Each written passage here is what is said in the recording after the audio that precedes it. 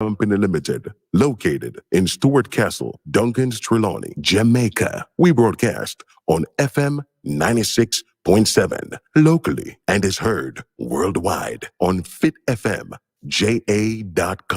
Our mission is to amplify diverse voices and opinions, inform, educate, entertain, and engage listeners of all ages and lifestyle while promoting responsible community development. Fit FM 96.7, your life, your music.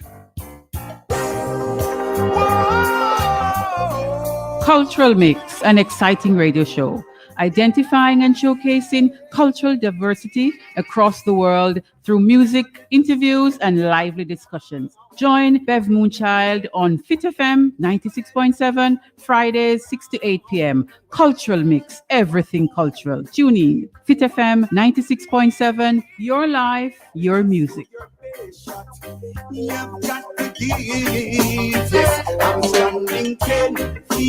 Know yourself, know your roots, know your culture.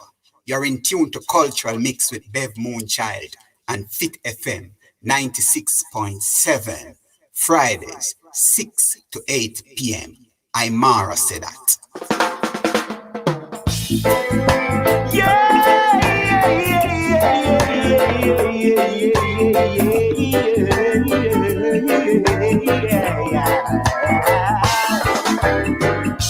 Last night I had a dream upon the four corners of the world, shone the light of love, erasing our hatred, greed, and pain, revealing to man what life's really worth. Yeah, 1,000 years.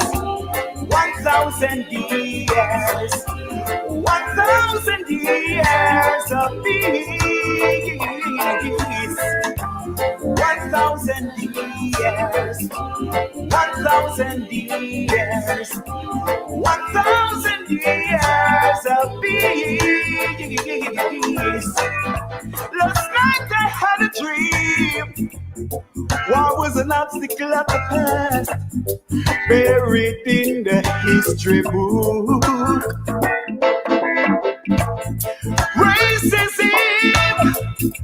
Racism was no more, extinguished by a ray of hope. Yeah. 1,000 years, 1,000 years, 1,000 years of peace. 1,000 years, 1,000 years, 1,000 years of peace.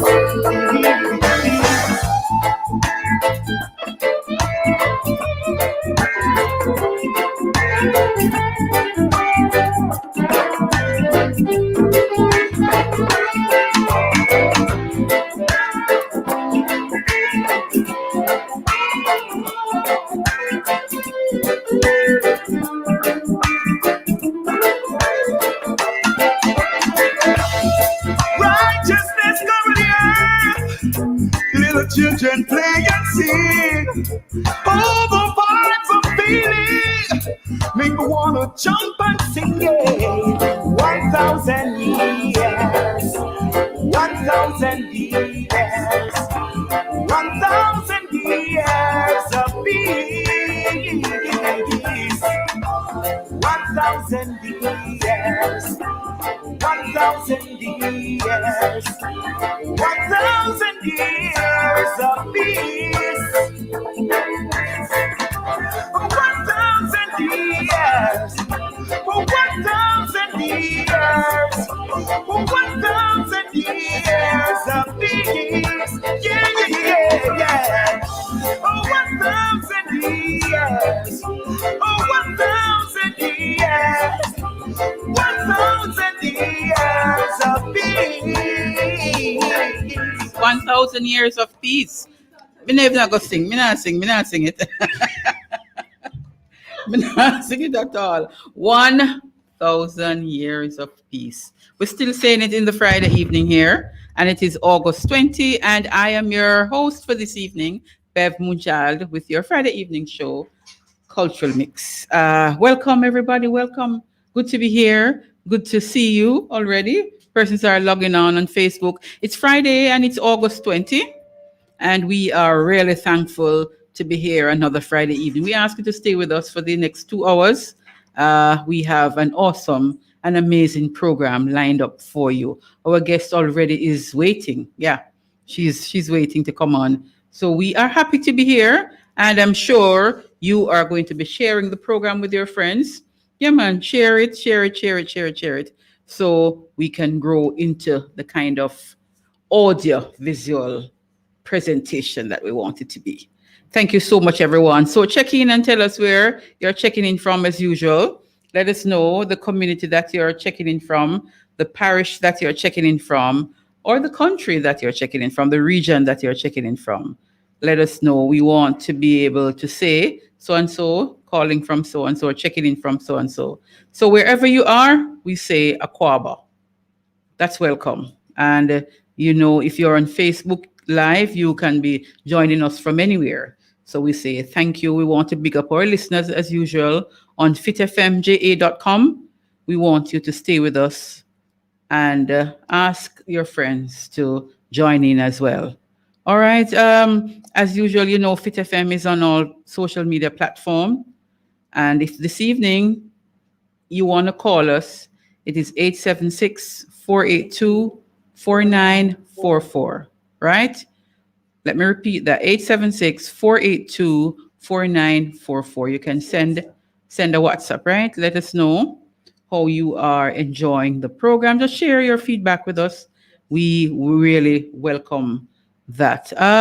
YouTube also, you can check us out on YouTube. And of course, you can check out Bev Moonchild on Facebook. You can also look for me, Cultural Mix and Bev Moonchild. We thank you so much always. If you're joining us for the first time, Cultural Mix is everything cultural. We observe and we highlight cultural practices and traditions. We have interviews. I don't even say interview, discussions with persons. We talk about things that's happening, and we want for you to join us always and be a part of the discussion. At this time, what a week it has been. What a week. We all have hurricane. I never know hurricane come. No warning. And this is no warning, huh? Just come on, pandemic grace without no warning. All the minister was caught off guard. Supermarkets were empty. I hear them something going on when a hurricane. But grace was what? Graceful, you say? I don't know. I don't know. But she's out of the place. And a few persons still are without electricity, Yes. Some persons got back electricity yesterday. Up to today, some places were still out of electricity. We hope going into the weekend it might not be so, because with a lockdown starting on Sunday, if you don't have anything else at home, you must have electricity. Something have to be there to watch TV or, be on the internet or so on, listen to the radio, tune into Fit FM over the three-day lockdown. So we hope JPS is working on that, because they can't have lockdown in the darkness. And no fan at the time is so hot. May I tell you, sometimes you wonder what is happening. And then the little rain and you feel so nice, cool breeze, and then it gets hot again. Things are happening out there, and we want persons to just remain calm, Don't get too frightened over anything. Just calm your spirit, because life has a way of working things out. And we know this certainly is going to be worked out. Certainly, without a doubt. At this time, we want to thank our sister last week, Shanafi. What an amazing story, Shanafi, you shared with us. I'm telling you, girl, you really came out. And guess what? I can't thank you and not thank your other boss ladies who supported you last week on this show. Really, really want to thank everybody. And thank you again, Shanafi, for being so open about your life, for being so frank, We wish the very best for you. We wish the very best for your brand that you're building, as you say, with the other boss ladies. Thanks again, boss lady Shanafi. All the very best. And we're going to continue following and seeing what you're doing. And we hope that you also continue and see what we're up to over this side at Cultural Mix on Fit FM. So stay with us until 8 o'clock. Curfew is at what, 7? Okay. Is that 7 this evening or 8? Or 9? It's 9 o'clock this evening. Okay. Is not you sure? Oh, to go to supermarket. I hope a 9. Whatever it is, you're going to be tuning into Cultural Mix. Yes. The thing though with these curfews and these lockdowns, it kind of cause congestion. And sometimes, you kind of wonder how that work out. Lots of people were in the supermarkets this morning, as daylight, people were running to supermarket gates and shops and so on, want to stock up. And then you can just imagine what tomorrow going to look like. So if you have to go, people, just do your thing quickly and make sure there's no contention with anybody. So there's another set of lockdowns for 3 days a week, 3-day week coming, and then 3 day again, and then 1 more day. All right, so make we see what's gonna happen now. What the older people them always say, and not go or something come.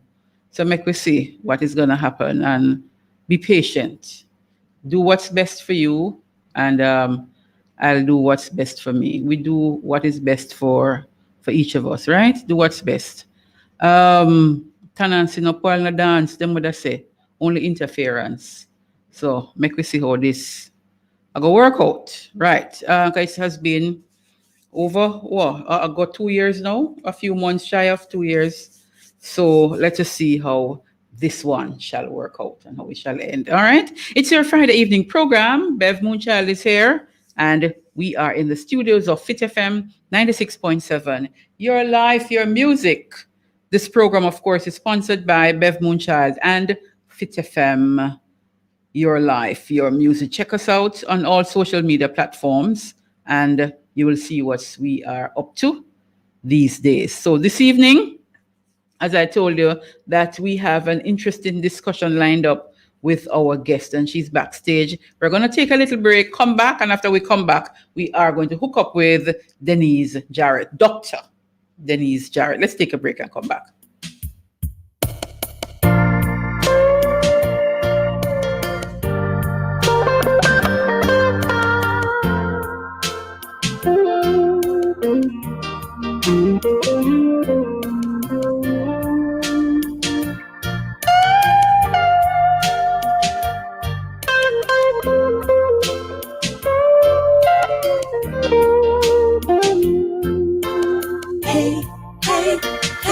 Children, listen to me now. Come follow, follow, follow, follow, follow, follow. Hey, hey, hey, children, listen to me now. Come follow, follow, follow, follow, follow, follow. Say what you gonna do when the right time come and the wicked and the know which way to run. Say stop, stop, stop. Don't look back, turn around and cleanse your soul. Cause this is not the time to say that you're sorry, but to ask forgiveness. Hope that you get it. Oh, Jah, show some mercy. Give me one more chance. Only you know when you overstay that I've been through hell, trying to find my way home. Yeah, you showed me the light and you showed me the way. Yes, I'm ready to see my Father in whole love Mount Zion. Hey, hey, hey, children, listen to me now. Come follow, follow, follow, follow, follow, follow. Hey, hey, hey, children, listen to me now. Come follow, follow, follow, follow, follow, follow, I.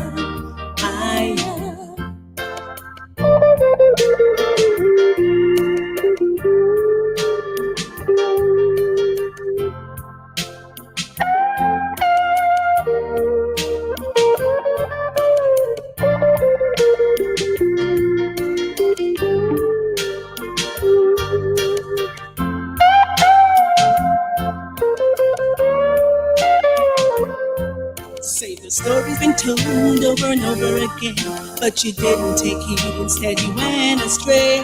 Children, open your eyes and see the light today.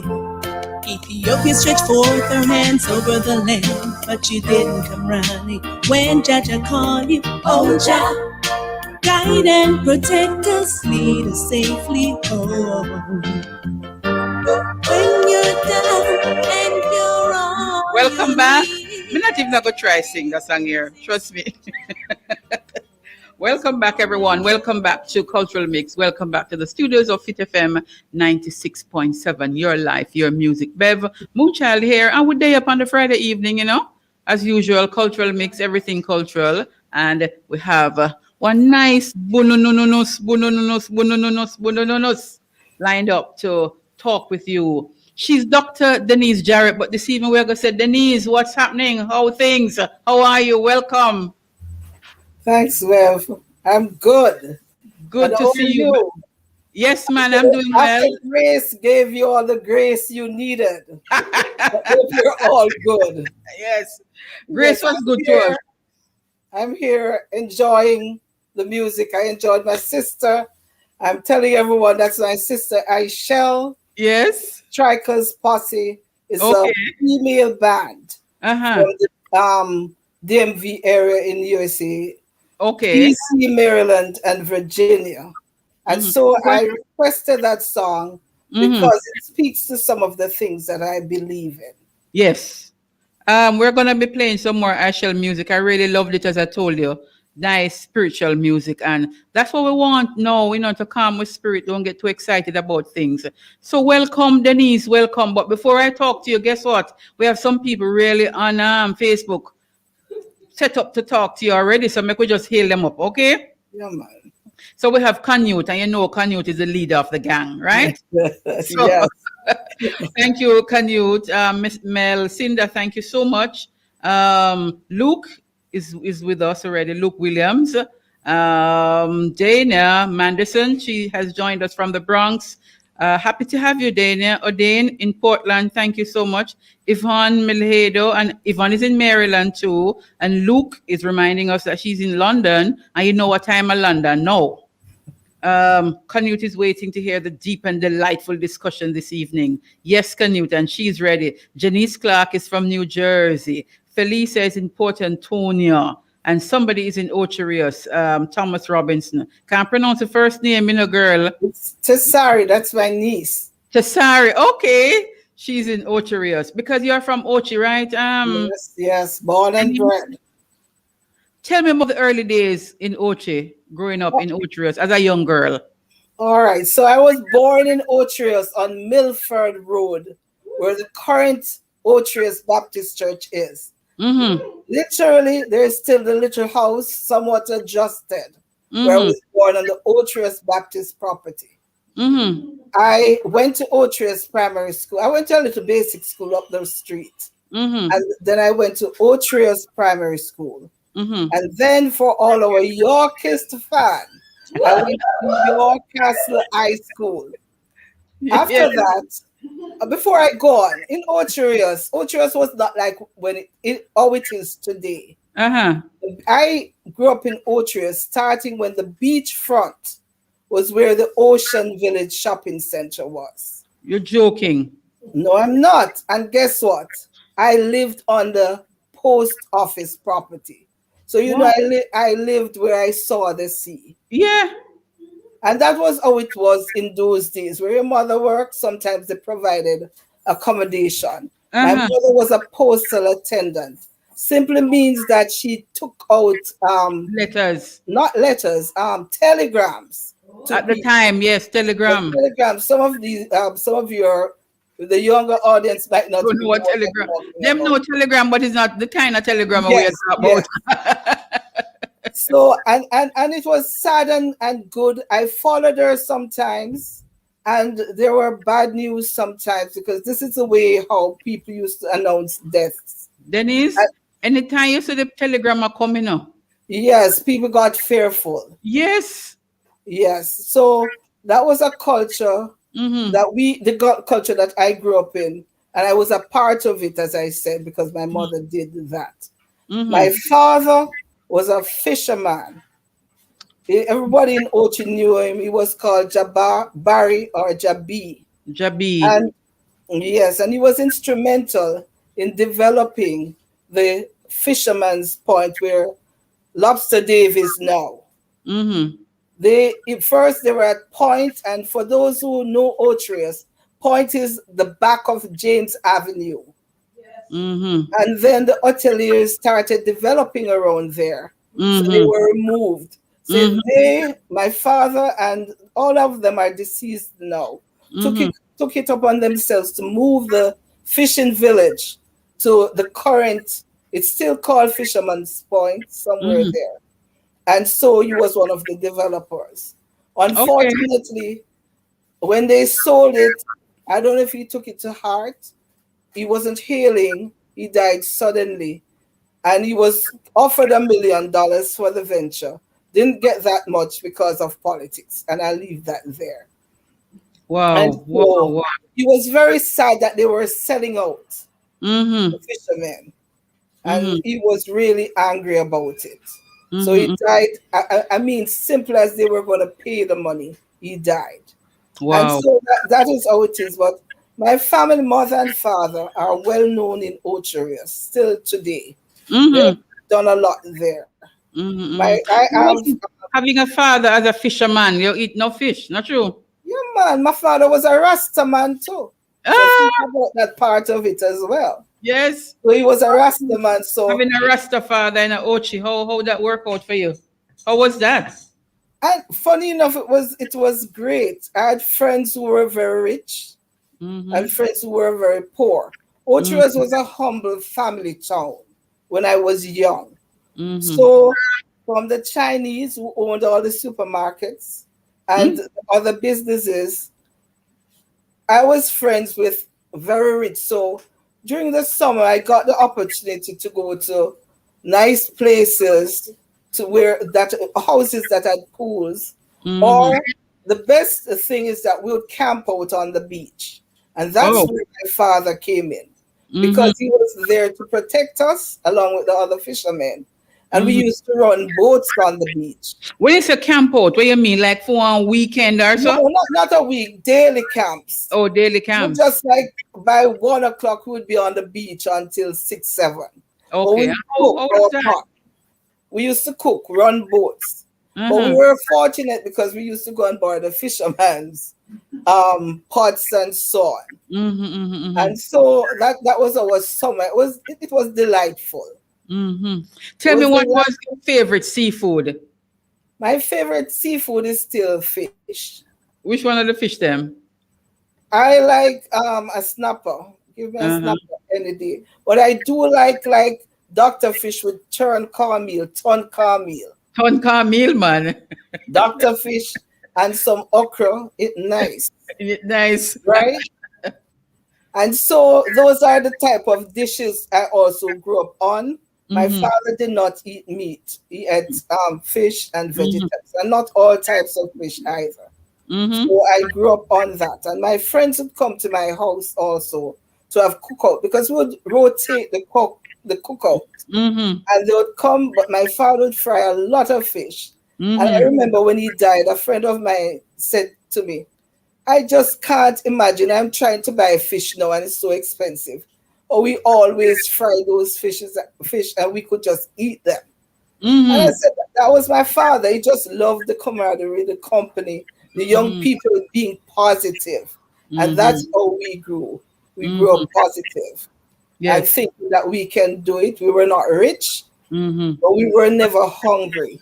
And I remember when I went to college and people were talking about being hungry. when You we don't they know what were that young. was. And I said, I wasn't hungry, but I was tired of fish. People looked at me and laughed. You I can't said, try the "You're fish, tired of fish?" please. And we were eating butter and dumpling Are you tired of fish, ma'am? because I didn't know anything else. Yes. Because when there was nothing else, we had fish to eat. Uh-huh. So I didn't know anything else. So basically, Ochias was fun when I was young. When Because was the last time you went back to Oche? Oh, I go there often. I was there in the end of January this year. I came back. Okay. And Yes, I do go back very often. how is it for you now when you say Oche? What do you think? Oh, sad. That's the word I used to describe it. Sad. Why? The people are different. The family life I grew up with, everybody was family, all when you're not blood related. I could know everybody's children from a certain family. For example, if you name Mosquito, you know all your relatives. If you name Wilmot, you know all your relatives. Are you from this brown set or that brown set? And so forth and so on. That not exist anymore. That Everybody does not just exist anymore. And it's dirty. I'm sorry, people. I find that my dirty. city is dirty. And I'm really upset about that. I hope the authorities are listening. About that. And I don't know if people from Otres will agree, but it's disappointing. It's disappointing. From the beautiful landscape that we grew up with, nothing but buildings and dirty streets at times. And too congested. Very. It's now a tourist town. Yes. So that's what I think of Oche. But I still love Otrias. Okay. It's in me. I still love it. Yes, I can't not love it. Canute saying, Lord, this is so nostalgic, Denise Jarrett. Oh, yes. Living in Jamaica in the 1970s.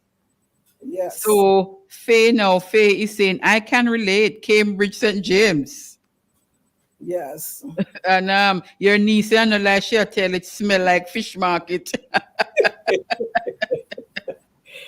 So Denise, you would have left Ocherius Primary, right? It was Ocherius Primary?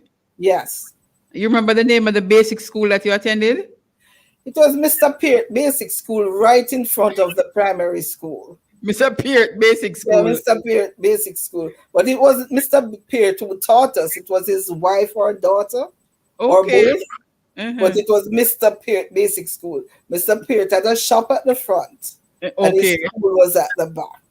Look at that. Usually you hear is basic school is named after women, Miss so and so, or Miss, So Mr. Peart's Basic School in Oche. So you leave in Oche now and going to York Castle wouldn't have been, Brownstone wouldn't be so far from Ocherius. No, but I started boarding in Brownstone at the age of 10. Yes. You started York Castle? At the age of 10. Wow. Yes. And I boarded for all years at York Castle. What was the exam that took you into York Castle? Common entrance, man. At 10? Yeah. I actually took it at 9. And I remember my birthday was the Monday. Remember, it was usually the last Friday in January. And my birthday is the 3rd of February. Okay. And I said to the teacher, my birthday is Monday. She said, you're not getting a present till you pass the exam. Okay. That was her response. So that was it. And we had very great. I was under Mr. A.J.R. Byfield. So when you pass your common entrance at 10, you boarded in Oche, so your parents boarded? I boarded in Brownstone. In Brownstone, I'm sorry, yes, boarded in Brownstone. At 10 years old? Yes. So how was that for you? My sister did it. She went to St. Hilda's. My brother went to York Castle. So it was like I was happy to go.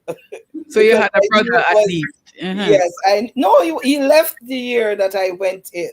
Okay. But I was fortunate in school because they remembered him because he was a great footballer.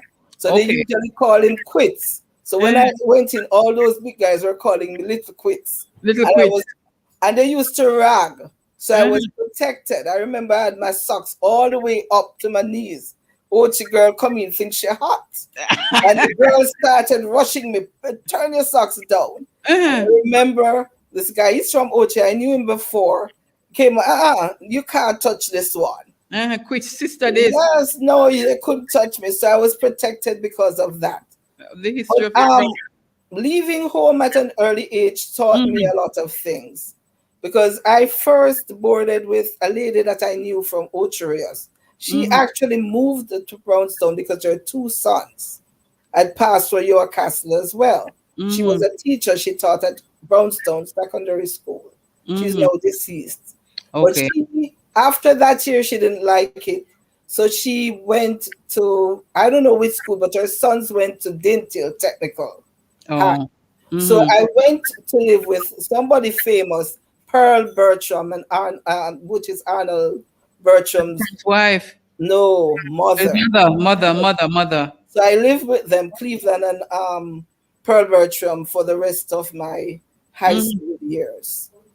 Okay. Yes, so how was York Castle for you? For those 5 years? York Castle? I loved York Castle. I still have so many friends from there. I remember things like the cross country. Julia will tell you about that. Cross country, where we had to run around to Orange Hill and come down. And I was a little chubby, so I couldn't run that fast. So my friends and I had this scheme where we literally beg people oranges or any tangerine. A lot of tangerines are in that area. So you're supposed to be running cross country and you have big orange. And we sit down, and when a van man passing, we ask the boomer ride and come back halfway down and just run down each lane as if we were on the track. But they were smart. They usually have that either at the end of school or before lunchtime. So if you were late, you were robbing your lunchtime or your time to go home. Okay. Yes. Okay. So that's a fond memory there for you, York Castle. What else do you remember about school life at York Castle, apart from the academics and so on, which we're going to talk about? What else you enjoyed about school life? I love people. And as I wasn't a big sports person, but I even trained with the netball team because I tried everything. I played hockey and so on. So because I knew she was Vernon then, Jacqueline Bertram, Jackie Bertram, because I knew her. I used to get to go on some of those trips. I couldn't play netball very well, but she just picked me. I went with them. So those trips were good. What I remember, and I liked too, I liked the agricultural influence there at the time. Okay. I remember the guys usually plant pineapples. And when it was time for them to be reaped, we used to get a whole lot of pineapples. I remember too, agriculture had a lot of rabbits. I did not know rabbits before then. And sheep was in that behind the playfield. I didn't know those animals because I'm from Ochi Town, Main Street. You don't know the country life. I didn't know those things. And York Castle on the whole, the curriculum was good enough. I know that I'm assessing it, I would say good enough. But the colonial influence on the education system robbed some of us of doing better. So we're going to talk about that when we really go down into the discussion, because that's an important thing for people to know. So the colonial influence robbed some people the opportunity, you say, Denise, of doing better. Yes. So we're going to talk about that later on, because this is important, because I don't think it changed, it not change. I have grandnephews who go to high school and nephews and nieces. We're going to take a little break. If you need to sip some water, Denise, you sip some water. We'll play another of Ishell's music, and then we come back. Liberation Time is this one.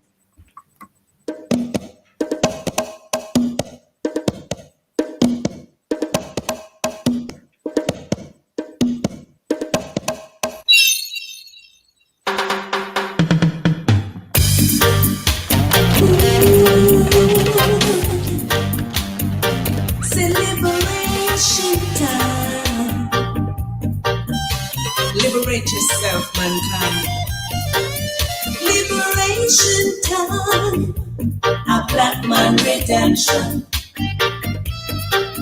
Liberation time. A black man redemption. Liberation time.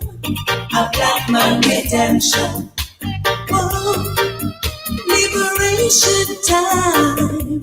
A black man redemption. Hey. 400 years have passed. 400 more shall come. But my people still living in slavery. Living in a slavery. Oh. How many shall they? How many? Too many. How many shall they stop? Say in this Vatican city. Say liberation time. A black man redemption. Whoa, yeah. Very moon child, you hear me? That's on the back, that's on the top. Play it again, play it again. We tune in, a Fit FM 96.7. We tune in. Play that tune there again, Bev. We love it.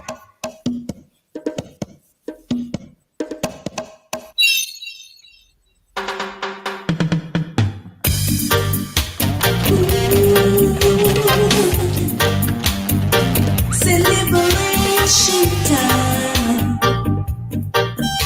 Liberate yourself, mankind. Liberation time.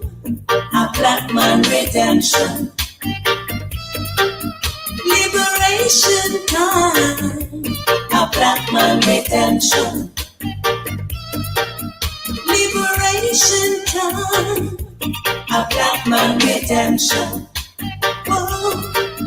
Liberation time. A black man redemption. Hey.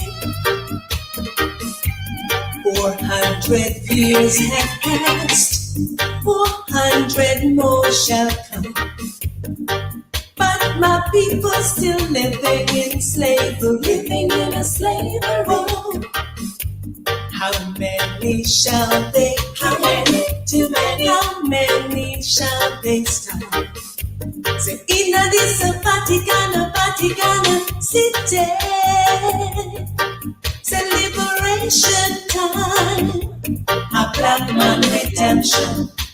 Whoa, yeah. Liberation time. But it's a black man redemption. Oh gosh. Say liberation time. A black man redemption. Whoa, yeah. Liberation time. A black man redemption. Listen. Marcus Garvey came, and so did Brother Malcolm X, and Brother Martin Luther King. Oh gosh, they tried to set us free from injustice and brutality. But they killed them. Liberation time. A black man redemption.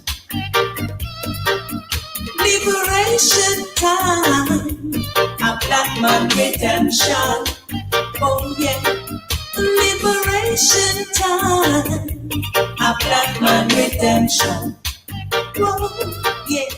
Liberation time. Black man redemption. May I go on the truth? I'm improving. Welcome back, people. Welcome back, Cultural Mix, your Friday evening show here, audio visual, in the studios of Fit FM 96.7. Your life, your music. Bev Moonchild is your host. And guess what? We have online Denise Jarrett, Dr. Denise Jarrett. Denise? Yes. Me just want to read a few comments here that we are getting already feedback from our friends who have joined us. Canute, Liberation Time, I love it. I Shall Cole. And people, I Shall is Denise's sister. We're going to play some more music from I Shall, Denise. So send on some more music, right? Canute was picking up from the last the discussion we had before we took the break. The Jamaican education system is still steered by the colonial paradigm. So we're going to talk about that. Margaret Dixon says, "Me miss her father. Used to get some nice fish from him. Was the best fisherman and him nah rob nobody." She make sure she put that. You know, some fisherman will tell us a pound when they not reach 1 pound. Margaret Dixon, yes, true. Your niece is agreeing with her. The footprints of colonialism seem impossible to erase. That's why it's all the more important for us to write our stories. That is Dania Manderson. Thank you so much, Dania. And we're going to talk about that with Denise as we go forward into the discussion. Luke, Bev can move. Sure. Luke, you know the thing. She got ready, yes. So Denise, most definitely Canute. Love the interview and the song Liberation Time. So everybody love the music. Denise, just that I shall know that we love the music. We love the music. We love the music. All right. So here is this little girl now, leaving York Castle after 5 years and learning so much, and ended up in Michael. No, that wasn't the pathway. Okay. All right, so of course I left when I was 16. Uh-huh. And I didn't want to go and work in a hotel. That's what everybody spoke about in those days. In Otrias, or yeah. a bank. I hated bank work. I didn't even like accounts. Numbers, that's not me. So, but I liked teaching from I was young, very young. I remember teaching bottles in a crate. For those who don't know, glass bottles, D&G glass bottles. And I'll beat them. When they don't know, they're not answering, but I'm answering for them, the wrong answer. And I was just a little child, maybe 5, 6. And I was doing that. And I remember my brother saying to me, "You're going to become a teacher." But he didn't know he was speaking it into my life. Words are powerful. And I remember also he had what was called a talk box. For those who went to boarding school, you might be familiar with this, a talk box. And they had to write, he had a number, YC21. I still remember it until this very day. Hold on, Denise. I don't want you to just skip over the battles that you were teaching. Yes. Because people now would say you were role playing, but you never know that name. Role player. What is that? No. You did just do something. Tell me what it is that you were doing and how come you were doing this. Or I just like teaching. I read very early in my life. I was an early reader.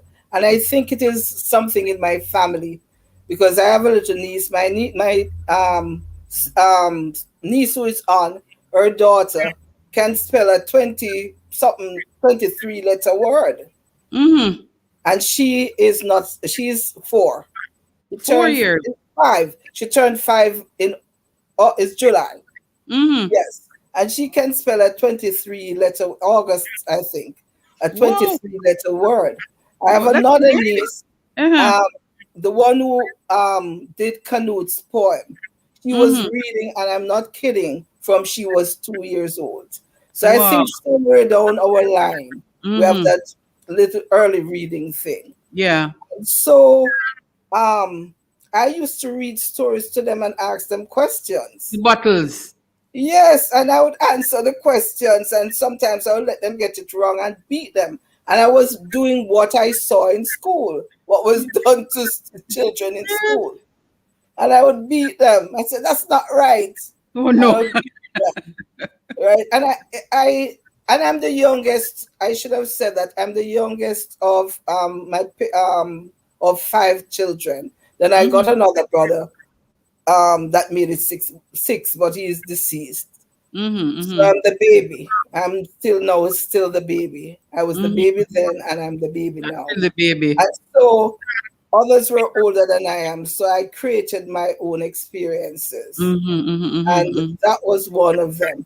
What I did very early too was bake. We had a little glass oven, and I would just rub up butter and sugar, and they would come out quite well. Wow. And that too is from my 2 grandmothers. My father's mother was a baker. and my Mhm. mother's father was a baker. So things like those, they came naturally to me. By the time I Mhm. was 8, I could bake good cookies and so on. Mhm. And So you see those how are the things I important the could do. home influences now. Yes, and I could do all of those. By the way, I could swim from I know myself. But your father is a I fisherman. Yeah, and I don't mean swim like go in the water and swim. If those of you who know when the ship usually come in before the dock is there now, there was a Mm, boy out there, a boy. We call it a boy or way out that the ships mm. usually dock on. Talk on. That's Uh-huh. where we used to swim to and back. Yes. When I was before I was 15, 16, I could do that. Wow. Yeah, my hair was a bit red because we lived on the beach. Yes. So all that is to show that you just Hmm. learn things, you pick things up as you go along.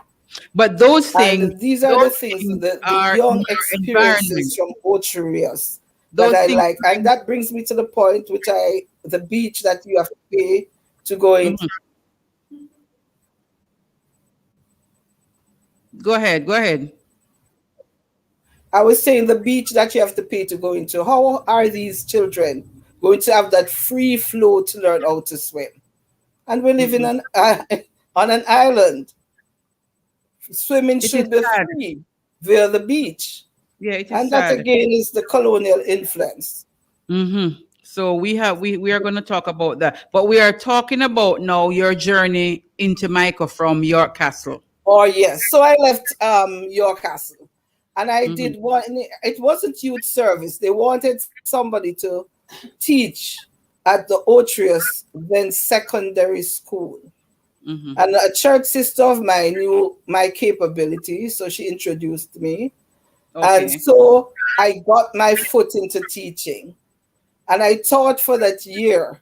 But I'm going to give you this. I was teaching Spanish to persons who were older than I am. I never did Spanish to any great level because it was just the colors Mm, and the little thing that you teach in first form. mm, So, and these students, and this is what about the education system I'm telling you about, they were not the brightest. It was like 1110. And you know what that means, 1110? And I'm sure somebody is interpreting it. 1110 is what you'd call the dunce class. oh, So, 11:10. Yeah. Oh, yeah, yes, yes. so I should be the one. Now that we know, I Mm, should not be the one in that position teaching those no, students who no, no. needed special help. Yeah. But I did. And I remember a teacher said to me, "But you're doing pretty well." And I'm saying, I'm teaching them what I learned in 7th grade. Mm-mm. And so that's the part of the system that I Mm, criticize because they obviously needed special help at that yeah. time, but there was no special help for them. So I Mm-hmm. did that for a year. And then I sat down by myself and said, I'm going to Teachers College. And in those days, a little history again, down memory lane, you Mm-hmm. wrote to the colleges. The people in the country wrote to the colleges. So I wrote to Church Teachers College, to Sam Sharp, to Michael, and I wrote to Pasley, not to Michael yet. Michael isn't there yet. I think it was Shortwood, and I wrote to Pasley Gardens Teachers College. Now, Mm-hmm. this was the second year Pasley was in being. It came Mm-hmm. into being. And so I got called from church at 16, still 16. I Mm-hmm. traveled my low. I just asked my father for the money he gave me. I traveled to Spanish Town to Mandeville, did Mm-hmm. the test and the interview, and I came back. And I was told that I was successful. When I got home a couple of days after, Sam Sharp and Pastor Gardens also told me to come in. All Uh-huh. right, I decided Pastor's date was before Sam Sharp because they gave you the Mm-hmm. date. So the morning I got up at 5 o'clock, I went up where the market is. That was the clock then. The Mm-hmm. Otrius clock was down further, where the current market is. Okay. And I went up there and I waited for the country bus. I don't remember if it was lion or a tiger, some animal, the country bus. And I went in that bus. At that point, it wasn't that crowded. So it was a bit comfortable. And I met two persons who were going to Passley immediately in the bus. But when we went into Richmond, yes, it's Richmond, outside of Highgate, somewhere between there, I think it's Richmond. All the market people came on. Oh, Lord. All the market, they were going to Port Antonio Market and Anotta Bay Market. So it was crowded. My head was just one side because I couldn't smell the side. So I turned. But we traveled, and the experience was great because it wasn't the usual for me. Yes. And I did that Passley, and the three of us came off the bus. And we were late. We were supposed to be there like 10, but the bus took forever to reach there. And this was nearly 12 o'clock. Now, when we went there, the first part where they were interviewing people were almost finished. So they interviewed the three of us very quickly, said we did okay, sent us to lunch, and then we'd be doing the math and the whatever, the written test. And of course, I was successful. So I didn't want to go anywhere else when I saw Passley. It was new, beautiful, clean. And guess what? The beach was behind the school. That was like home. So I went there. I went there for a year. But guess they were only doing primary education. And that was my passion. My passion was language, English. And so I left. And I went to Monique. I didn't like Monique much, but I went there. I didn't choose it at first because it was in my backyard. Yeah. But then I went there, and that year they closed it down, and I went to Michael. Okay. It was a journey. It wasn't like a journey. Yes. Wow. And then I stayed at Michael. I graduated, then went to UWI, and then I came to Morgan State University. So, Denise, something struck me while you were talking about the interview that you went on in Mandeville. Now you live in Ocherius, went to school in Brownstown. You're 16 years old, and you just ask your father for the money, and him just send you. You're gone to Mandeville, go and do an interview at Church Teachers College at 16. Yeah.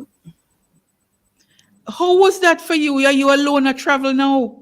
You don't have no adult to travel with you? How you find the place? How you know which bus to take? How that work out? I just followed. I just followed. Ask questions. In those days, it was easy to ask questions. As a matter of fact, I think a man walked with me to church. When I came off, he had to go up a little way. He walked with me, and he was saying, "Daughter, you're going to college. That's a good thing." And he was encouraging. That's different from today. Very much different. When I was coming back, it was getting dark. I didn't reach back on Ocherius until it was very dark because the program was an all-day program. So you had to do the interview part. They gave you lunch, and then you do some written stuff. And so it was an all-day program. So that's how I did. But that was me. I said I was going to go to college, and I did. And nothing would stop you. And nothing would stop me. And I was influenced by my cousin Leon Jarrett because I remember he was always following up with me. Okay. Because at that time he was a Rhodes Scholar. Okay. Yes, he was right down the street at Delaware State. He was a Rhodes Scholar. And he was always telling me little things like, the next generation must be better than this generation. So he's a Rhodes Scholar. So I'm saying, well, I'm the next generation. I should be better than the Rhodes Scholar. Yeah. And so on. And so that influenced me, and that gave me the vision to really go ahead and do something different. And I know education could do it. What did your parents want for you? Go to college, go to school. My father is a Rastaman, and if anybody knows Rasta philosophy, you must learn. If it's even the Babylon system, and then you take out from there, and you minus, subtract, and do the rest. Yeah.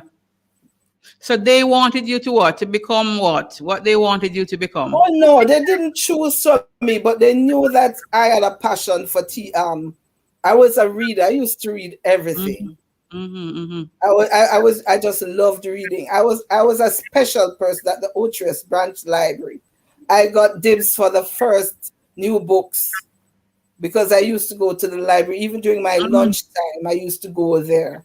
I just loved reading. So I was a I want you to hear some of the things that people are saying here on Facebook. What, Denise? Me never know say you taught Spanish. ¿Cómo estás? Muy bien, gracias. ¿Y tú?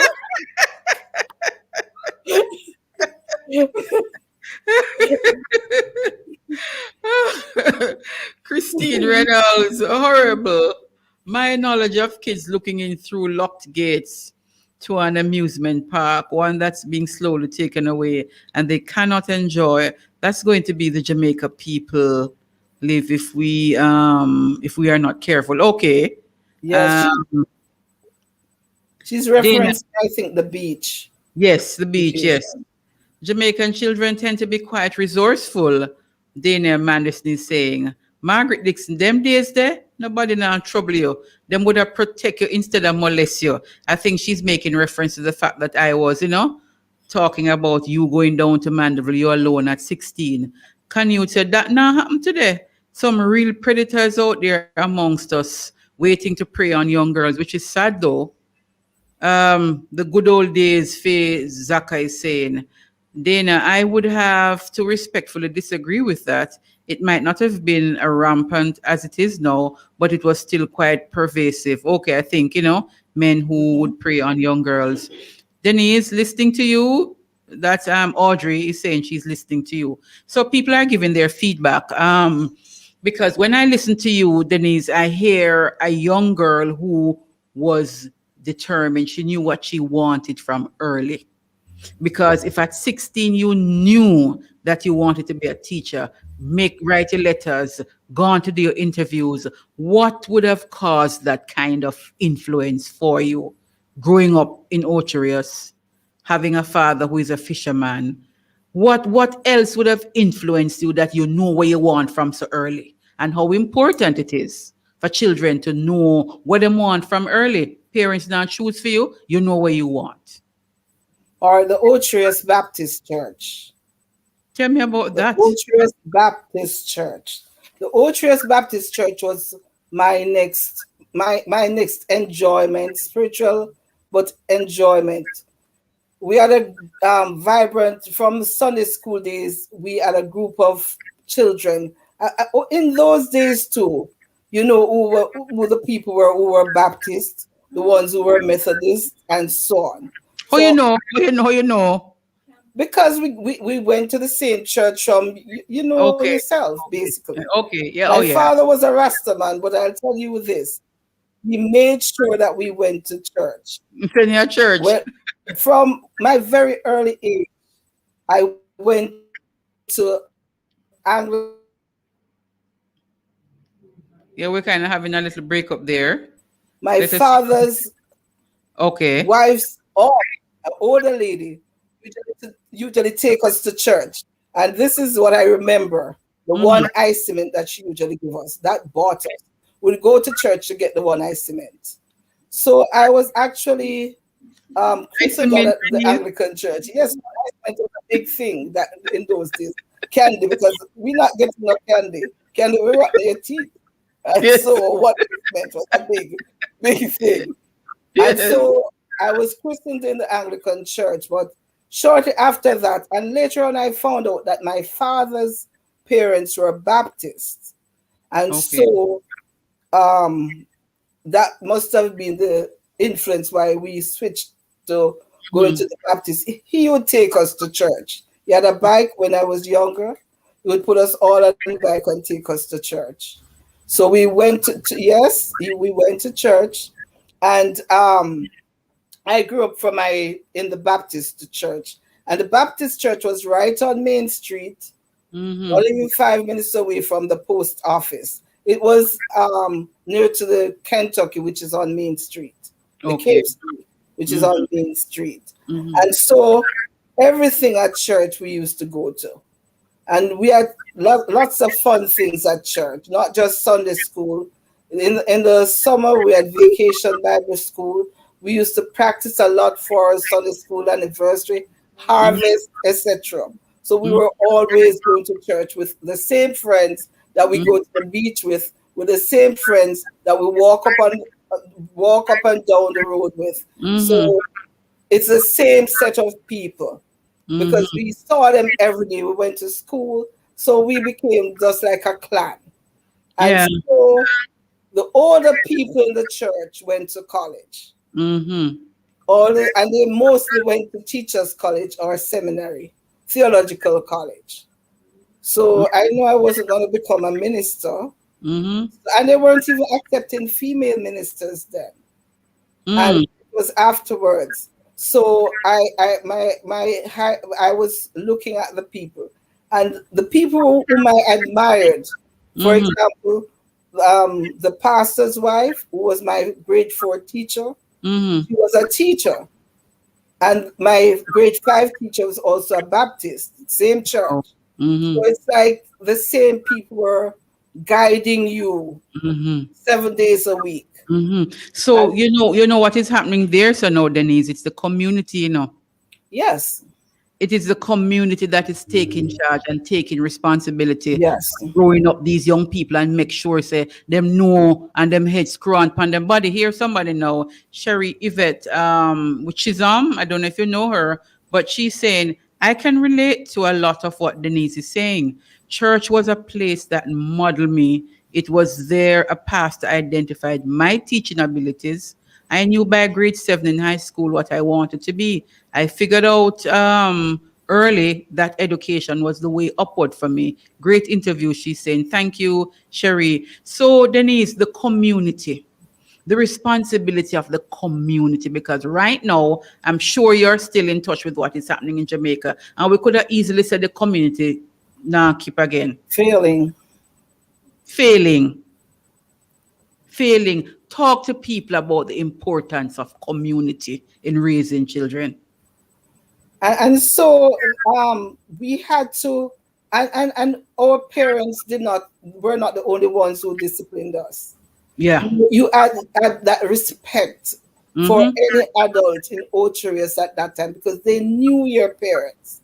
And could have licked you too. As I said, we were one community then. As I said, I know who went to Methodist Church, who are the Pentecostals, who are the Church of God, who are the Seventh-day Adventists. We knew. It wasn't a secret. We just knew everybody. Everybody just know everybody. Like, for instance, we know the children who wouldn't be allowed to go to movies. That was Cove Theatre, where it didn't have a roof, and when it rained, it was something else. But we know the people who couldn't go to the games room when it finally came to Ocherius, when the shopping center was built. Yeah, I saw all of those buildings from Turtle Beach Towers, the first hotel, Iris Hotel. I know when all of them were being built. Okay. I was walking along the beach and I saw when the places were being captured. And they were the right word. These places were being built. Captured is the right word. I remember when they were drenching the sea, pushing it back. And the infrastructure of Ocherius was faulty. I remember when we used to have those floods in the town. The Milford River would come over before they built the channel there now. I remember all of that because I was there. I saw everything that was happening because I was on Main Street, right in front of everything. Seen everything. Audrey Thomas, Denise, you're a born leader. You're a leader from birth and a strong Black woman. Somebody saying, yes, it takes a village, same Audrey, to raise a child. Listening to you, bring back my childhood memories. Great host. Oh, thank you so much, Audrey. So we are seeing now, Denise, the importance of the village. I said community earlier, but it's a village. Everybody know everybody. Everybody knows that your father, the fisherman, you can't dip on road and misbehave yourself because somebody will call you out and probably will beat you too and send you home to your parents. And then you get another beating from your parents when you go home. Right? And the respect that children had for adults, it is not there anymore. It's just not there. What do you think happened right there, so? Influences, the other influences, outside influences, the village is broken. So anybody can go anywhere, see anything, do anything. You're an educator, Denise. What do you think break the village? The political system. It was always shaky, but people are realizing that it is unstable. People are realizing that it is unstable. So you can't send a child to school and the child wants to go when the child is coming out knowing that there's nothing for him or her to do. It's a waste of time. Let's talk about that. Because in Jamaica, now I don't know what it is in your part of the world, but the market space is not growing in Jamaica. But every year we keep turning out graduates on top of graduates on top of graduates. What is going to happen? And it's the same traditional areas of study that 1 and 2 institutions may offer some other non-traditional study areas, but basically everybody going to study the same thing, the same way, and the market space is not changing, it's not growing. What happened? As you say, some children know that them not get no job. What them go to school for a waste of time? It's a waste of time. That's how they're seeing it. And even in this country that I am, some students that think the same. But what are we going to do? What is going to happen? We have to restructure, and and we means the young people. They have to tell us. We have to make them conscious enough to know what's happening to them. And that is where my studies, in terms of, I study through literature, but that is that's where I go. So your study is in literature, but let us have you leaving Mico now, because we want to follow how things have worked for you and how we can learn from you. So you would have studied at Mico for how long? I did 2 years at Mico. I did 2 years. Graduated. Area. What was the study? What was the focus? I did English and library science. And after that, I taught at Ferncourt, Osemarty, and for many, many years at Excelsior, both the community college. Then I switched both the high school, then to the community college. But I was doing both. I was doing part-time at the high school, teaching mostly athletes like Chris Gale and so on. And I was full-time at the community college. Why were you teaching mostly the athletes though? Why? It was good. It was a good thing because they trained at different times. Oh. So they had special, it was a good thing. It was a good program and they excelled. Some of those girls never went on to run, play netball, etc. They did well. So you taught Chris Gale? Yes, I did. In that program? Yes. Wow. Okay. Yes. And in doing so, I realized from that very early time that students in Jamaica were suffering. My Excelsior experience taught me a lot about Jamaica and the education. What did you identify? I had students in that class who worked at the wharf during the night. They joined these teams, the football, the netball, not females, males, the cricket, and they were talented, but they didn't care about the talent. They cared about the 3 meals that Excelsior High School provided for them. They got a good breakfast, the best lunch, and they got dinner. And they were doing sports to eat. Wow. And I can recall the student, I won't call his name. Mm-hmm. A teacher kept picking on him because he didn't have a mother or father. And he was surviving. And this teacher kept picking on him. And he was very rude to her. And she was saying all these stuff about him. And then when I told her his story, her whole attitude changed. And he excelled because of her love, my love, and other young men like Mr. Haynes and so on who taught at Excelsior. Mm-hmm. Because we built a family for those who suffered, who we knew about. So it is important then, Denise, for the teacher to kind of know the student's story. Yes, and not be the teacher. Mm-hmm. You have to be more than a teacher. Yeah. Teaching is not for the weak and the faint-hearted, Yeah. or the unkind or uncaring. You can't go in teaching as a job. You have to put self into teaching. Self. I want to share something with you that Luke is saying here on Facebook. Urbanization has also broken the village. The demands of a fast-paced society means that we don't have the time to stop and talk to each other and take time to get to know our neighbor. As such, we don't have time to look out for each other.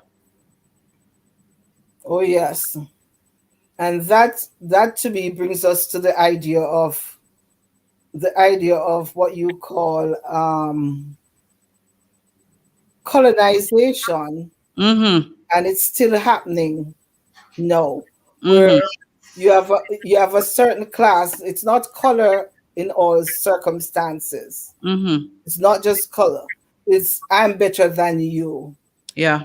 And because you live in a certain Kingston something, or you live, if it's Otrius, live behind Buckfield back or somewhere, you are treated differently based on your address. Yeah. Or based on what your parents do. Mm-hmm. And that has always been a problem in Jamaica. We have not moved from there. And now that we can show our materialistic or materialism more, it has gotten worse. You're saying it has gotten worse now? Yes, because they can show that they're rich. You can use this, have this iPhone. Yes. When another little guy have a banger. Mm-hmm. Even that shows who you are. And so the one with the banger will not get it after they leave school. They'll steal. Yeah. We create these cultures. We have been creating these cultures. Now they're way out of hand. Out of hand. Canute is saying the education system in Jamaica is too rigid. Yes, and that's the colonialism that Let's talk about that. We have kept colonialism so tight. We do not want to let it go. Let's talk about it because it's a serious issue. Where you said the colonial influence robbed some student of the opportunity of doing better. And I'm going to start from the very beginning. Yes, please. When we go to those little schools, the basic schools, because we that's where we go to as the poorer set of people. Yes. They're still teaching about Little Red Riding Hood. They're not teaching, and if you dare say Anansi, they say you're teaching the child to steal because he's a trickster. But let's look at Little Red Riding Hood now. Yeah. It ends in a murder. People killing people, or if you go through many of these, what we call fairy tales, grim fairy tales, they all talk about they're violent. People blowing down, wolf blowing down, house. Pigs, puff and blow your house down. Just as violent. But if you say Anansi, you're teaching the children to be tricksters. So when you huff and puff and blow somebody's house down, that's bullyism, you know. Oh, yes. Bullying, that's bullyism right there. It's the colonial control. Yes. The colonial, I'm more powerful, so I'm going to get what I want. That's what those things are teaching.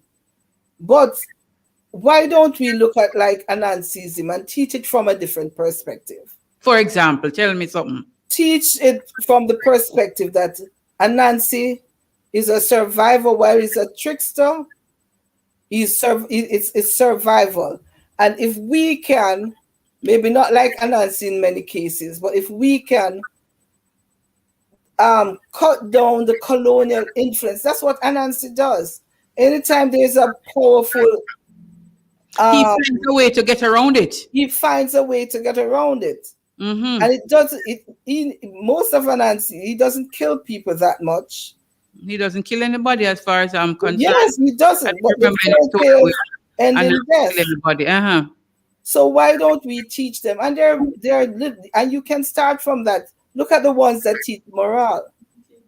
The Anansi stories that tell us that you're not to thief, you're not to do this. Start with that. And then as we grow, we go into the high schools, we can teach about how he subverts colonialism. And use it to teach. Say, use your education to subvert colonialism.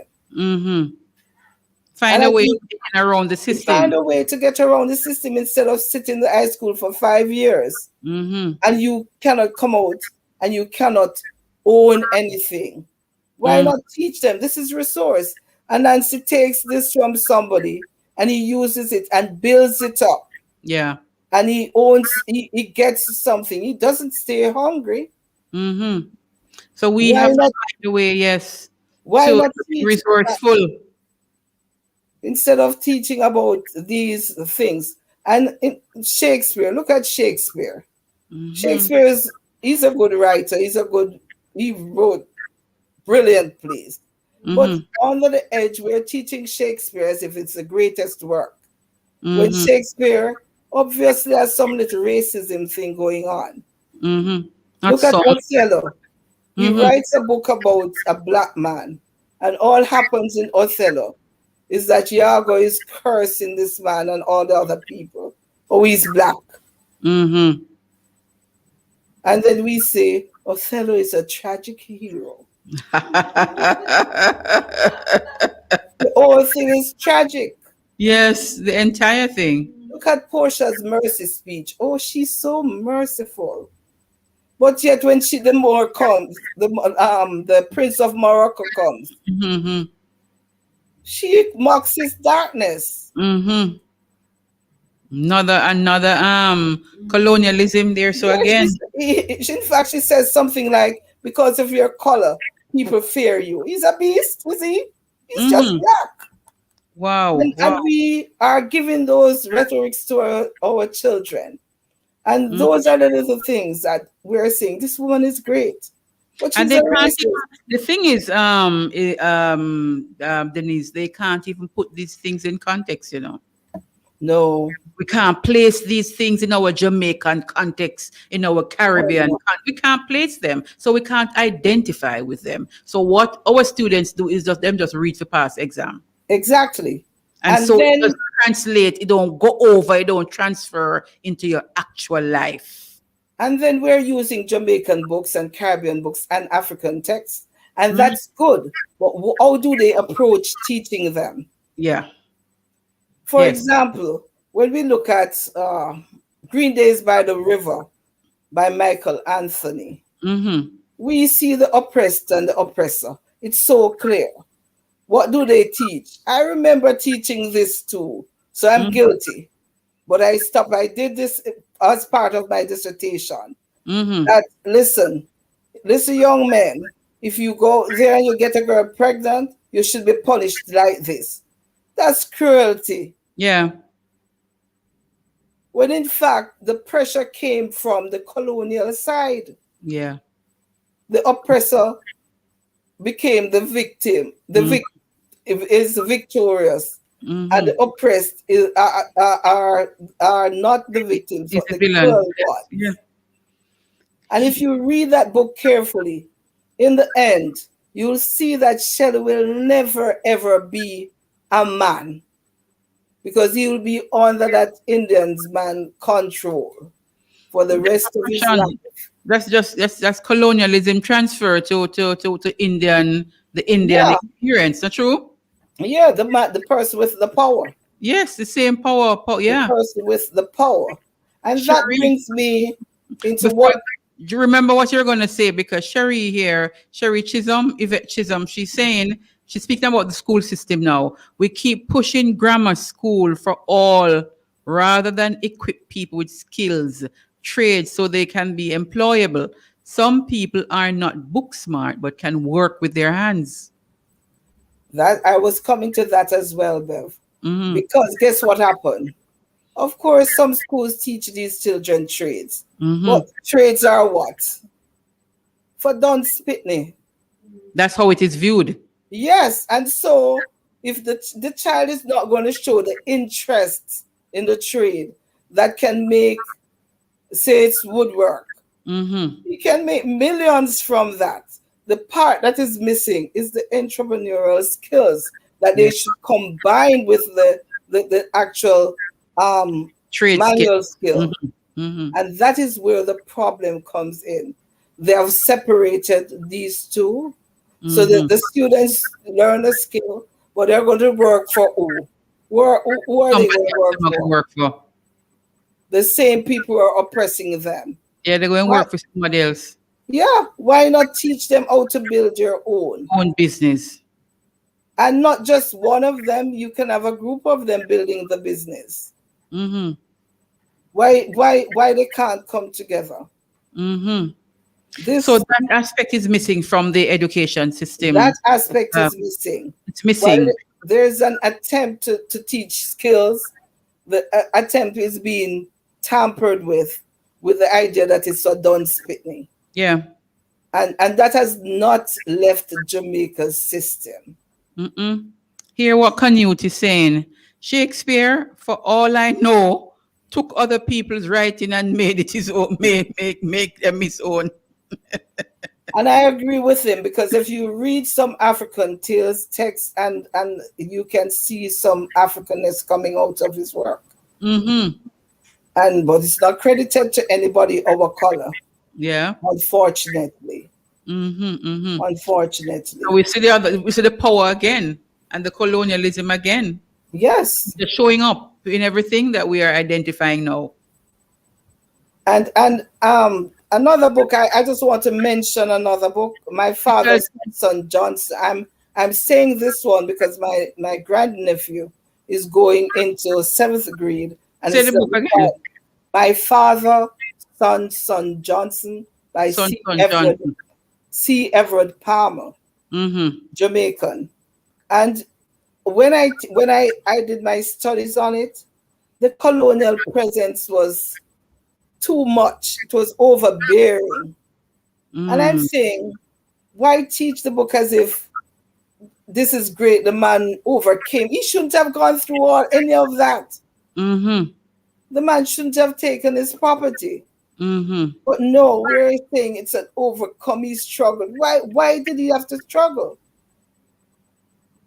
And there are different ways you can look at texts like those. Mm-hmm. It's rich. It talks about the Jamaican food culture.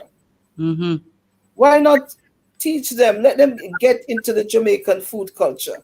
For those who are interested in being chef and so on, that's a start. Tell them that our food, they're great. You can use what you have. You don't have to import anything. Because the food, they mention chocha, they mention just mannish water, they mention just about porridge, everything that we have, and not cornmeal, banana, and so on. Yes. You can don't teach the book as if it's not in there. And you are speaking like this. You're speaking like this, Denise, because you are a literature major, right? Yes, but I also study the culture of what that comes out in these texts. Talk to me about your scholarship. All right, so my main scholarship is on Caribbean literature. My dissertation a couple of years ago, I looked at young men's identity, looking at the Caribbean young men's identity and how it is controlled by the colonial ideal instead of a cultural, national cultural or Caribbean cultural ideal. So I looked at how the forced marriages in some of these books, where the young men were married early and they're always marrying. A lot of emasculation goes on. The young men are always marrying up. So, for example, in Green Days Again, since I mentioned that one, Green Days by the marries River. the Indian, the richer Indian. In one of those, it's not Sunson Johnson, it's another one. The guy marries, he marries the light skin colonized family in the district. So it's all about emasculating the male who should be the powerful. And then you have the females who are just seen as sex tools, housewives. They can't think for themselves. That's how they're presented. And totally. And it's good because our writers, we have good writers in the Caribbean that are decolonizing by showing us these things in these texts. But the teachers are not teaching them that way. What advice would you give to the teachers then, if they don't know how to teach these texts, as you would put it? It's not difficult. The same themes they have different themes that they teach up to the CXC level. Go to our cultural themes: food, language, religion. Look at, for example, Brother Man. Look at Rastafarianism through Brother Man. And don't teach like Brother Man is a tragic hero again. Okay. Right? Look at the culture. Look at the things that happen. And even if I were teaching in Jamaica, and I'm going into the September, I would love to be teaching like Brother Man, because I'm going to parallel it with what happened to the young lady who allegedly they chopped her locks off. Put off her hair. Yeah. But interesting. Look how you have just paired the two. Oh yes, it's easy. That's what I'm saying. It's easy. Then if it is so easy, why the teachers not doing it? Because the education system is a colonial project. So what can happen? What we can do to fix it? Because it have a fix. It has to start up the top with policies, restructuring, and so on. That even though you call every school high school, if your child were to be, you were living in Kingston, and say your child was going to go to Trenchtown is not even bad. Say Kingston Senior. It's called Kingston High School, I think. No, but it was Kingston Senior. It's just below Michael. If you sent your child to a prep school like Wolmer's, and you wouldn't want your child to go there because the stigma is still attached to the school. Yeah. They have to just change it. Policies have to be reconstructed, and different ideas and different thoughts. Don't have the elitist children in some schools. Mix the population. But guess what? When you have some schools that are streaming students, so the primary school students, well, now they're doing GSAT, and they would have gone from different primary schools into one of these high schools, then that you would say one of them, uptown schools or so on. Not uptown, but one of the high schools that probably doing a little better than you would say a Kingston Senior. But when they go to these schools, sometimes they're streamed. So they're not mixed again. I know. And so you have the brighter ones here, the not so bright ones here. What you say about that kind of? That's the same thing we have been doing when you had A class, B class. It's just another way of doing A class, B class, or 7-1, 7-2, 7-3, going down the aisle, the students with less ability. It's the same thing. It's just another way of doing it. So you're twisting something and coming back with the same shape. So it has to start with policies. And teachers and parents should be the ones who call for these new policies. Teachers and parents. Yes, because the people up there will get their children into where they want them They're to not go. going to go to these schools, yes? They're not Yes. going to these schools. Yes. So And your word to teachers would be what? ask for the change and be the change. Mm-hmm. Because some of these teachers condone this sort of, I'm not going to teach at that school. Mm-hmm. As if human beings don't go there. Mm-hmm. Mm-hmm. They have the same attitude like the parents who do not want to send their children to certain schools. Mm-hmm. Okay, yes, that's true. Same attitude. So we have a lot of clusters they need to be decolonized. Mm-mm. You're in Maryland now, Denise. Yeah. What is the experience like there with All right, that so education? I'm in Baltimore City in particular, Okay.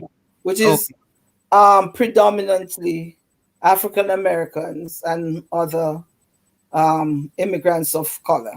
Mm-hmm. And so I teach, and to make it plain and straight, I choose to teach at a HBCU. For those who don't know what that is, it's historically Black colleges. I'll just shorten that. Okay. And so from the big, they were created for Black students. Okay. And the culture is far different from what you call a TWI, traditionally white institution. Okay. Totally different. Mm-hmm. And this is what needs to happen somewhat, somehow too, from the level, like we teach. When I teach, for example, I do a book, Beloved by Toni Morrison. Yeah. And for those who know that book, it's all about slavery. Mm-hmm. I never say to my students, the slaves in the book. That narrative is gone. Mm-hmm. And I'm saying to you, it's the enslaved people. Yeah. We never come and say we want to be slaves. We were enslaved. Enslaved, correct. So we don't have slaves. We have enslaved people. Enslaved people. You're correct. The rhetoric like those, we have to change them too. And I when I listen sometimes to people in Jamaica, they don't even want to acknowledge Africa. Yeah. And that for me is very sad. Mm-hmm. People are still saying, I come from Jamaica, I not come from Africa. Yeah. Can I tell you? And I never hear a Chinaman say don't come from China. Mm-hmm. Mm-hmm. Yes. So why are we afraid of our blackness? And that brings me to the idea. Okay, let me see if the same place I'm bringing you. Where is it now, Denise? Critical race theory. Critical race theory and the fact that racism is brought about by the concept of power. But that's what critical race, that's what post-colonialism does. It tells us, because I'm considered a post-colonialist, it tells us that is the powerful controls. And in most, in the US, it controls mainly by the color of your skin. Wow. And in Jamaica, it controls by it's a financial power. Yeah. So it has something to do with the color of your skin. But you can buy yourself into that class if you have the money. So let's go into now the critical race theory. All right, so some people think that critical race theory is something big and everything. All critical race theory does is to tell us straight up that racism is the cause of the problems people of color are having. Straight up. And you can imagine that people will say you shouldn't teach that. Because, for example, I just did summer school and my English class, and this is how teachers can incorporate these topics. For my English class, the essay that we had to read things on critical race theory. And the students come up with an understanding of the concept. And the idea, there are two sides. If you teach it, there might be rebellions. Black people will realize, and other people of color will realize that the white people are meant to keep them down. It is structured that way politically. That one race, it so happens that it's the white race, are keeping the black and other people of color down. It is politically structured in that way. And say you teach people in college, like my students, this. First, when they came to the class, what is critical race theory? Many of the students had no idea. And it's sad because it's all over CNN everywhere. But of course, it's not so much on Instagram, etc., because it's not gossip or anything that's so exciting. Even though it is very, very prominent and it is affecting people. But they're unaware. But when we went through it, and I dumb it down, not dumb it down to say they're dumb, but people think you have to talk theory using big names, etc. Just say it as it is. Yeah. This idea that racism is structured to keep other people down. Plain and it started long time ago. Even the Bible, it's there. What? Even the Bible, it is there. What is in the Bible? The idea of one race trying to keep another one down. For example, when we talk about the Israelites, when we look at a story that if you went to church, the Moses story, trying to take the children of Israel out. It's all about one. What you think is the same people keeping the same people down? I'm not sure. I just want you to tell me, you know? No. It's a set of people classified as such, keeping another set of people down.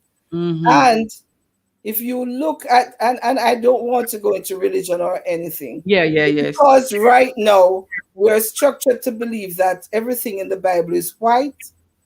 We are not seeing some of these things. We do not know that some of these political boundaries that we call countries were just constructed when my mother was not even very, very old. And so we don't look at things like that. We're looking at things as is, what we're hearing now. We are not going to deconstruct what we are told. We're believing too much. We're believing too much. And so if you're fed with that ideology, you're going to go to think you're inferior. And because of that, you think you can't do any better. And people often quarrel with, like, African Americans and say they want handouts, they want this, because they're fed into the idea that they can't do any better. And it happens here in Jamaica. There in Jamaica, it happens there. Because you're born in Trenchtown or Tivoli or off Windward Road, Mountain View, you'll remain in that state. And that is where I come in with education. I promote education. As silly as people are having 8 subjects and not going anywhere. And it's because they're not trained to use the subjects the way they should. I have 8 subjects. I'm going to start something on my own. I can't be so dumb. I have 8 subjects. Think about alternate ways to create things, to move out of where you are. You did say, Denise, that we have to deconstruct. When I look at what is happening, because you're making reference now to 8 subjects, and there are students, there are young people in Jamaica with 12 or 15. I know. And they're at home. Can't get nothing to do. And that's true. And the grandfather of a big plot of land around the back. Yeah. But they have 15 subjects that they would never farm it. You see what I'm saying, though? And it's because of the society make them feel like farming. Why not use the geography that you pass, the accounts and do some calculation? My grandfather have a little lot or some idle land where everybody, why I don't go out there and structure it with my education? Why wait on another man's job? So, Denise, you said it has to be done with policies. But what can we do? Because sometimes if we wait on policies, it will never happen. And that's true. And just like I said, people have to become proactive and interactive. Don't sit alone and say, I have 15 subjects. Talk to somebody else with 8 subjects. Talk to somebody else with 16 subjects. Sit down as young people. What can we do? Are we going to, you have accounts. I have, say, give me another subject. I have English. That means I can write. I'm good on with writing. Write policies. Try and write grants. Try and do things. You don't have to sit and wait on other people. But the education system does not teach that at all. It teaches them to sit and wait. Yeah. You have to be employed. You don't have the money. Employed by someone. Yeah, that's what the system. And yes, to go and work, and you're working for someone. Yeah, and unfortunately, the parents have to stop that. They have to say, all right, we don't have the money to send it to university. But guess what? You're my bright pitney. Yeah. You sit down and think about something. I can sew. That's what my job is. You and your child come up, try get a grant, go to the bank, write something good, and say, listen, we're trying to get this to start a sewing thing, and you sew something that you know is needed. And so it in bulk, sell it to the same people would hire you. Denise, it is gonna take. What it needs. We just need to put that first foot forward. Yes. Because if we keep looking at how much need to change, nothing will change. Nothing. We just have to put our first foot forward. All we need is a little courage. As Toussaint Louverture would say, all we need is a little courage. Just get the courage and step forward and do something, and we see how quick it changes. Because when you look, I am tired of seeing, look here, you know, it is just now when things are kind of getting bad now, we see some university students ending up at call centers and so on because things are getting really bad economically. But they shouldn't even end up in call centers. Exactly. The university degree. And so much things can be done in Jamaica. Worse now, there is the internet and you can do business online and things on Instagram and work with your talent. But we are not used to telling people to use their talent. Yes. With your God-given talent. Use it. Your talent must work for you. Yes. And we are dependent on book education. So use the book along with the talent that you have and the resources that are around you. And that's what I'm trying to say when I say you did the sciences, you did the arts. Go get together. See what you can come up with. Don't wait. And you're talking, they're using phones for phony things and funny things. Yeah. And garbage. And they're not using phones to get them ahead. You are using your skills now and your knowledge now, Denise, to work with young people. Talk to me about that now. Give back. As you excel and as you accomplish, give back. All right. So I left out a little part of my story that I'm going back to. Okay. When I decided to go to Pastor Gardens Teachers College, it wasn't much money to go, but we had to pay a little fee. My father and mother trying everything to get things going. But the money wasn't working out very right.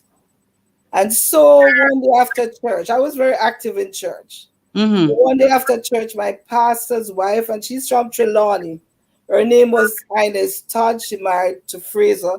She's from, I think, Samuel Prospect. The Trelawney girl.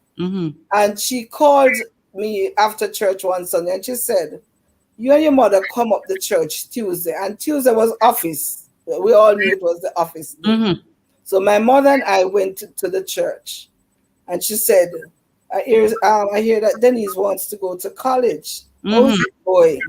So my mother said to her, well, we're trying, etc., because they would have gotten me there anyway, by any means. And she just took up an envelope, gave to my mother, and said to my mother, well, you right and do your left and off and no. Okay. And I thanked her, and she said to me, "Go to college and make me proud." Mm-hmm. And that I lived with. Mm-hmm. And so the Reverend Oliver Fraser is now 100 years old, and she's 90 something. And Wow. there's nothing, they served in the Otis Baptist Church for years. Mm-hmm. There's nothing in honor of them. So a friend and I came up with the idea, and I called another friend who he went to Yorkcastle as well. Mm-hmm. We went to the same church, so we saw each other every day. And we're in the same class too, from primary school to the end of high school. He also went to Michael. Then he went to the theological college, and I went to UWI. So I called him and I was saying, I have this idea, and it has been bothering me all these years because I've always said I'd give back. And he said, and I told him my story about the money. And he said, "You remember when I was in fourth form and everything crashed? My father died, my mother got sick, and they were the ones who sent me through school. And then when I started college and my mother got worse and I came down and she was in a deplorable condition, I said to them, I thank you, but I'm not going back to college." And they said to him, "We'll take care of your mother, go back to college." Wow. So when he shared the story, our stories were very similar. Mm-hmm. And he said, "Denise, I was thinking about doing the same thing." Mm-hmm. We have joined together and we have come up with the A. Oliver and Ines Fraser Scholarship Fund, for short AOIF. And it is housed in the Otrius Baptist Church, and we have given 2 scholarships. It's fairly new. And this year we're hoping to give more. So it's an appeal to, if I can, to say if you want to contribute to this fund, you can contact the Otrius Baptist Church. Okay. And so it's our idea of giving back. There are some stipulations that whoever gets the scholarship must give back, and they must serve in the church. And so that's basically it. And it has worked. The first 2, we got several people who applied. The first 2 people, it was like, we wouldn't have gone back to college. I'm saying this is what happened to us. Okay. So very good. So it's going on. It's going to its 3rd year, but 2nd scholarship. Okay. Students are coming up. I would like to give more, but limited funds, because we started it on our own with our own funds. So now we're trying to get funds from other people. Okay. You remember how much money was in that envelope that the pastor wife give your mother? Of course, $300 and something. Never, nothing. But enough in them time there. But remember that in those days, we didn't have to pay for anything in college. People might not know this. It was free. When I was at Michael, the tests and the high fees came in. And Canute will tell you, we sat down in Ministry of Education protesting for days. So when we started college, it was very cheap. But it was money that our parents never had. But that $300 went a long way. It was all I needed to do what I wanted. What you had to do. So in return now, you are helping others. Yes. When you are helped, you must help others. Give back. Yes, and it's not $300 anymore. We're talking about somebody going to medical school. Yes. Somebody doing a pharmaceutical course. Yes. And so on and so forth. And we do from AA degrees to PhD if you wish. I'm just looking at some of the feedback here. We can't wait for change from the top. Oh, Canute is saying that. I think, we must start from the grassroots level. Oh, yes. He's making reference to the policy direction and the change of the education system via policy. So he's saying we can't wait on the top. We can start from the grassroots level. And I'm agreeing with him. That is a deficit in the Jamaican education system. Sandra Harrison, people are just afraid of taking risk in starting their own business. I think she's referring to the fact that we were saying students with all these whole subjects, do something with it rather than wait for somebody to employ you. And I know Sandra very well. She's actually my neighbor in Ocho Rios, and her sons started their own business for that very reason.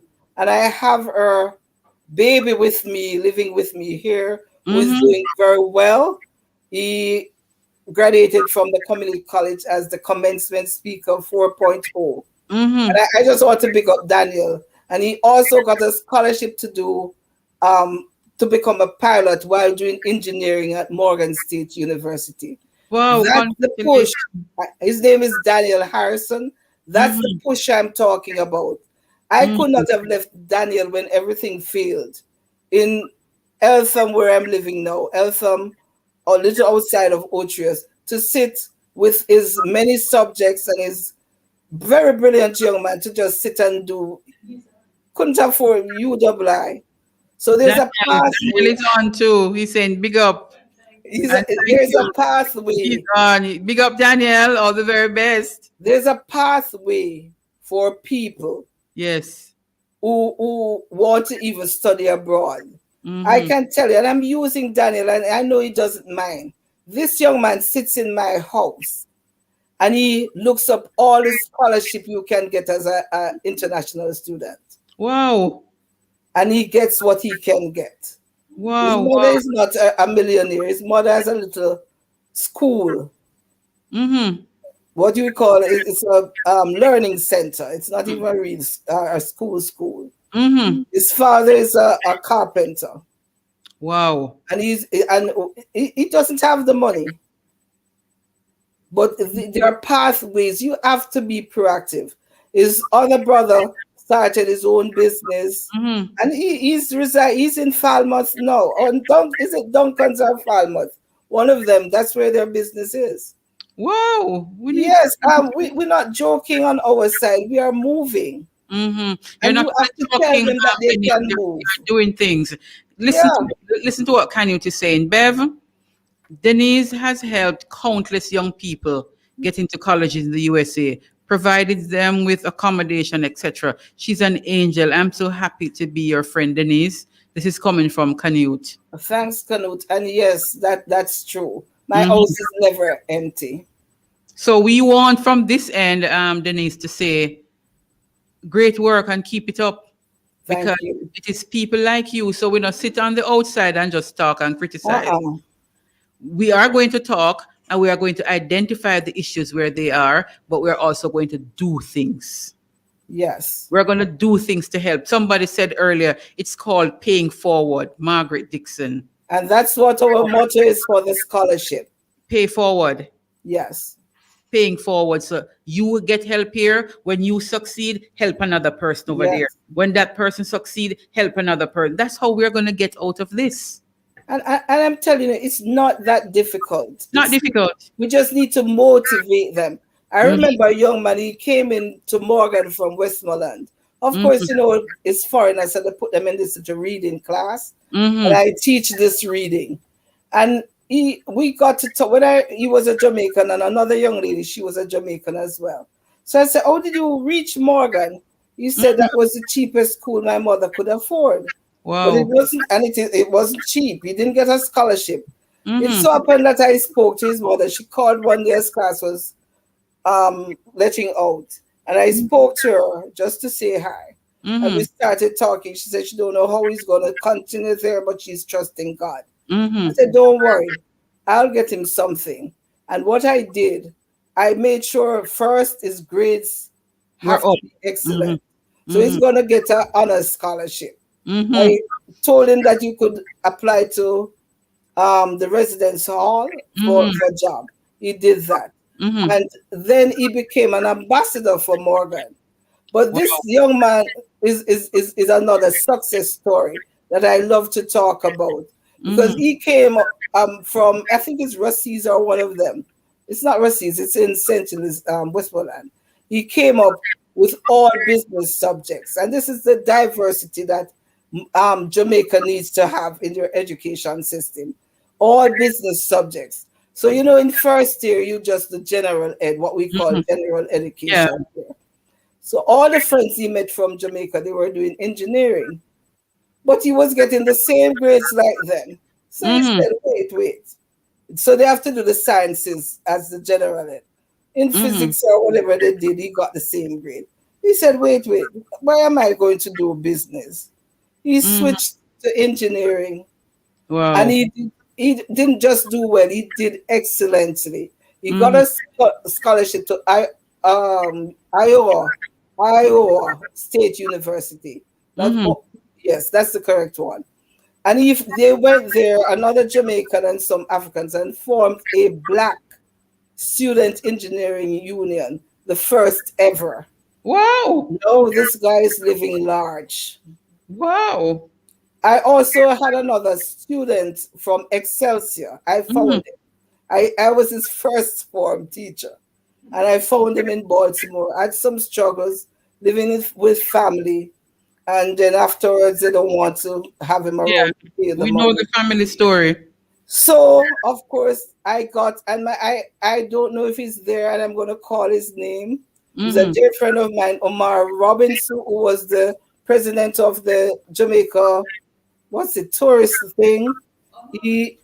Jamaica Tourist something. Hotel and Tourist Association. Yes, he was the president. He has always been like that. I've been his mentor for a long time. I taught him. I knew him from he was a baby. So when I need help, I call on him as well. So I'm going to call his name. So it's a community. That it's same community that I spoke about. It's a village, Denise, a village. Yes. And so that's how we do it. We help each other. Yeah. You are the epitome of a village raising a child. You don't just talk, you do. Denise, you know that we reach 2 hours already. Yes, we do. Yes, I could talk to you whole evening. It is interesting, and the kind of work that you are doing. You see, so much people out in the world that do work from Jamaica, and we don't know. So programs like these bring it out to know that, listen, you have Jamaicans out there who help other people to excel, impacting people's life positively. And that is what we want to continue to do. And in this space, we are going to highlight people, because that's part of the culture. That's cultural mix. You leave from Jamaica and you go in America, and the same thing you do. The help that you got in Jamaica, you help people now that you're in America, helping them to be their best self and to find themselves and to find their space in the world, because all of us have a space in the world. And people just need to help sometimes for people to identify their space and to work in them space and to excel. Denise, I really want to thank you. Thank you. Thank you. Can you tell me if I invite you back? Me I arrange something, because we never even talk about the critical race theory in detail yet. No, we didn't. And how it impacts we and how we need to get out of it. So we can arrange for that to happen. And that's true because that's true because many Jamaicans think it's a black and white thing. No. Yeah. The whole idea that from slavery, when we were enslaved, people still have that mentality to say that because of race, you can't go any further. There is a power structure there. We're going to call you back and we have to talk about that specifically. Nothing else, just nothing else but that. Thank you, Denise, Dr. Denise Jarrett. We wish you all the very best. Take care of yourself and family and continue helping. Continue paying forward. Continue helping others to pay forward. We really appreciate your kiss. Yes, Julia. Big up the Yorkies. Yes, and all the very best. That's where I started. Yes. All the very best, Denise. Thanks so much. Enjoy your weekend. God bless you and take care. Thank you. We also want to thank everybody who joined it. Really an interesting evening this evening. We are heading into a lockdown after tomorrow. Folks, we have much to do. Some of us can bring out some of the talent that we have for the 3 days, Let's do something productive. Thank you so much, everyone. Enjoy your weekend. Everybody take care. All the people who joined us on Facebook Live, we really honor you and we salute you and we say come back next week. all being well. Take care, everybody. Bev Moonchild going out from Fit FM 96.7. Cultural Mix out for this week. All the best. 1,000 years. 1,000